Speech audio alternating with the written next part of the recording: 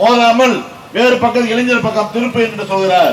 அடுத்த முறை அவர் ஃபெயில் என்று அறிவித்து விடுகிறார்.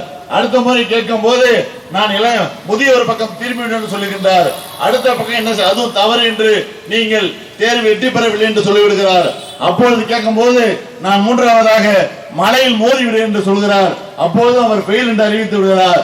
நான்காவது முறையாக பள்ளத்தில் விழுந்து வண்டி இறக்கி விடு என்று சொல்கிறார். அப்பவும் அவர் ஃபெயில் ஆகி விடுகிறார். அப்பொழுதுதான் அந்த ஆர்டிஓடம் அந்த பெண்மணி கேட்கிறார், 4 முறை 4 கேள்விதான் என்னிடம் கேட்டீர்கள். 4 கேள்விக்கும் நான் பதில் சொல்லிவிட்டேன். 4 பக்கம் தான் திருப்ப முடியும், வேற ஆப்ஷனே எனக்கு இல்ல. நீங்க 4 எனக்கு நீங்க ஃபெயில் ஆகிட்டே வர்றீங்களே, நீங்க என்னதான் எதிர்பார்க்கறீங்க என்று கேட்கும் போது நான் என்ன கேட்டேன், என்ன செய்ய போகிறீங்க என்று கேட்டேன். நீங்க என்ன சொன்னீங்க? மலை மீது மோதிரங்கிறீங்க, பள்ளத்துல இறக்கங்கிறீங்க, முதியவர் மேல மோதிரங்கிறீங்க, இளைஞர மோதிரங்கிறீங்க. ஆனா ஒரு முறையாவது பிரேக்கை பிடிப்பேன் என்று சொன்னீங்களா? பிரேக்கை பிடிச்சாங்க உங்களுக்கு லைசன்ஸ்.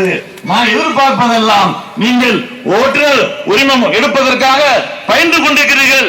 நான் என்ன எதிர்பார்க்கிறேன் என்றால், நான் உடனடியாக பிரேக் பிடிப்பேன் என்று சொன்னால் நீங்கள் முதல் முறையே வெற்றி பெற்றிருப்பீர்களே, அதை கூட நீங்க சொல்லாமல் இருக்கின்ற நேரத்தில் நான் எப்படி உங்களுக்கு லைசன்ஸ் கொடுக்க முடியும் என்று சொல்வார்கள்.